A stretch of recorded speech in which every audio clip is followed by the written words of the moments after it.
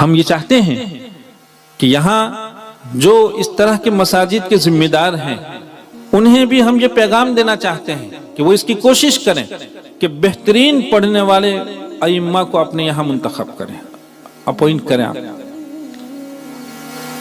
ہمارے یہاں تو یہ ہوتا ہے، اذان ہوتی ہے تو مؤذن پہلے بیڑی پیے گا، پہلا بیڑی تھی گرو برابر صاحب کرے پچھے اذان لا الہ الا اللہ۔ اور اذان کون، مؤذن کون ہوتا ہے؟ جو بیچارہ بالکل معطل ہوتا ہے، کہیں کامنا نہیں ہوئے، بھائی میں نے مؤذن بنائی جو ان کے۔ میرے بھائیوں، یہ علمیہ ہے اس امت کا، اس امت کا علمیہ ہے۔ ہمیں یاد ہے، ہم نے اپنے اساتذہ کے نام سے سنا ہے کہ فلاح دارین میں جب بخاری شریف کا پہلا ختم ابتدا ہوئی، مولانا رشید صاحب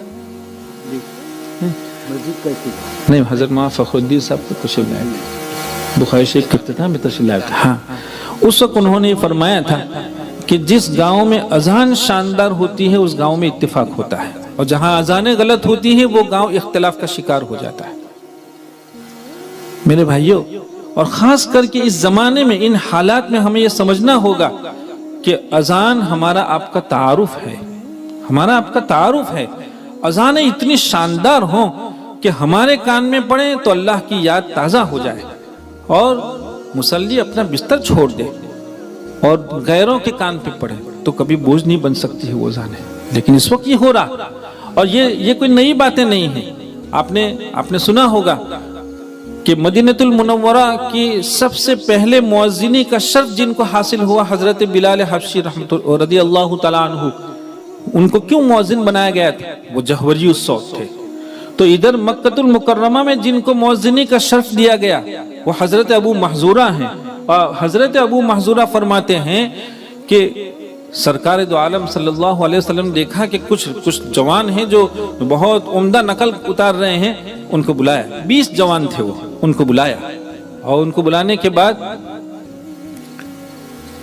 سب سے سننے کے بعد حضرت ابو محذورہ رضی اللہ تعالیٰ عنہ کا انتخاب ہوا۔ کیوں انتخاب ہوا؟ ان کی آواز بہت شاندار تھی، اور پھر اللہ کے رسول صلی اللہ علیہ وسلم ان کی پیشانی پر اپنا دست بابرکت رکھا اور کہا کہ جاؤ بیت اللہ میں اذان کہو۔ مؤذن کے لیے 2 باتیں ضروری ہوا کرتے، اندھا صوت، جہوری الصوت ہونا چاہیے، اور خوبصورت آواز ہونی چاہیے۔ یہ ہمارا آپ کا تعارف ہے۔ جب اس طرح کی بہترین اذانیں لوگ سنتے ہیں تو غیر بھی متاثر ہوتا ہے، ان کے لیے اذانیں بوجھ نہیں بنتی ہے۔ لیکن جب کچھ ایسے مؤذن کھڑے ہو جاتے ہیں کہ جن کو ہمارا کان واپس کر دیتا ہو تو غیروں کا تو پھر کیا پوچھیے۔ اس لیے اس بات کی بھی ضرورت ہے۔ یہ اس امت کا علمیہ ہے کہ دنیاوی اعتبار سے لوگوں نے اتنی ترقی کی، چاہے وہ تعلیمی اعتبار سے ہو، ٹیکنیکل لائن سے ہو، یا چاہے میڈیکل لائن سے ہو، دنیا اتنی ساری ترقی کرتی چلی جا رہی ہے، لیکن ایسے وقت میں یہ امت ہے جو اپنے دین کے باب میں، علوم دینیہ کے باب میں اس کو جتنی دلچسپی لینی چاہیے، اسے جتنی ترقی کا شوق ہونا چاہیے وہ نظر نہیں آ رہا۔ اب تو یہ ہو گیا ایک امام کھڑا ہے اور وہ بیچارہ صحیح خواہ نہیں ہے، حالانکہ ہدایہ کی شرح عین الہدایہ میں مسئلہ لکھا ہے کہ اگر کوئی مقتدی صحیح خواہ ہے اور امام صحیح پڑھنے پر قادر نہیں ہے تو صحیح خواہ مقتدی کی اقتداء غلط خواہ امام کے پیچھے صحیح نہیں۔ ہدایہ میں مسئلہ لکھا ہوا ہے، قرات کی کتابوں میں نہیں لکھا ہے، لیکن علمیہ ہے، قوم کی بدذوقی کا علمیہ ہے۔ اس طرح کی مجالس کا انعقاد، اس کا ایک بڑا مقصد یہ ہے کہ اس طرح کی مجالس سے ہم یہ پیغام دینا چاہتے ہیں کہ قرآن کریم اپنا ایک حق رکھتا ہے، اس کے حقوق کی پاسبانی ہونی چاہیے، اس کا لحاظ ہونا چاہیے۔ حضرت شیخ عبدالحق محدث دہلوی رحمۃ اللہ علیہ نے اپنی کتاب درۃ الفرید میں ایک عجیب بات لکھی، فرماتے ہیں کہ حجاج ابن یوسف نے کتنا بڑا ظالم، 1,00,000 افراد کو بلا قصور کے ظالمانہ انداز میں اس نے قتل کروا دیا تھا، اتنا بڑا ظالم، لیکن وہ ادیب تھا بڑے درجے کا، وہ بڑے درجے کا ادیب تھا، وہ تلفظ کا بڑا ذوق رکھتا تھا۔ چنانچہ اس نے ایک مرتبہ ایک امام سے کہا کہ اچھا نماز پڑھائیے۔ وہ امام عامتاً سورہ علم نشرح پڑھتا تھا، لیکن اس روز اس نے سورہ علم نشرح پڑھنے کی ہمت نہیں کی. لکھا ہے درۃ الفرید میں لکھا ہے. کہا کیوں نہیں کی؟ کہا اس نے امام سے پوچھا کیوں علم نشرح نہیں پڑھی؟ تو کہا کہ علم نشرح میں الذی انقض ظہرک، یہ اتنا مشکل موقع ہے. اس کو یہ خطرہ لاحق ہوا کہ اگر میں الذی انقض ظہرک کا تلفظ صحیح نہیں کر سکا تو نہ معلوم یہ کیا ہے، حجاج تھا بہرحال.